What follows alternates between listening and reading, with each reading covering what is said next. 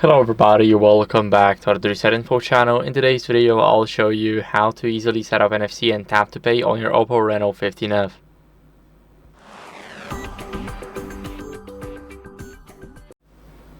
So first, what you guys want to do is make sure that you enable NFC. So we're going over into the settings.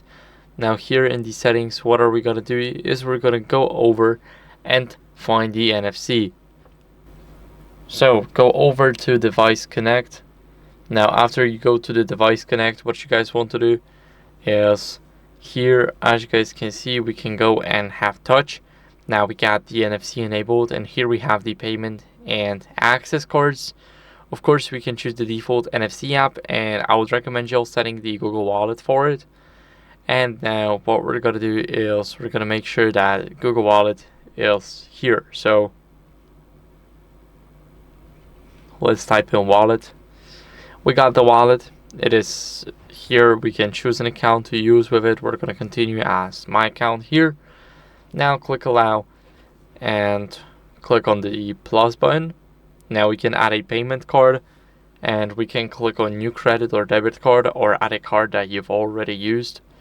Here what we can do is we can enter the details for an example, and as you guys can see, the number is valid here. Now let's enter the month and of course the security code, and of course you can click more and save and continue. Also, this card is totally fictional, it is not working, and as you guys can see, we got it. Now what we're gonna do is we're gonna simply click save and continue. As you guys can see, it won't work because this card is not eligible. As you guys can see, it is processing, and it won't process it, never. So now you will have your card right here where you have an option to set up the MasterCard.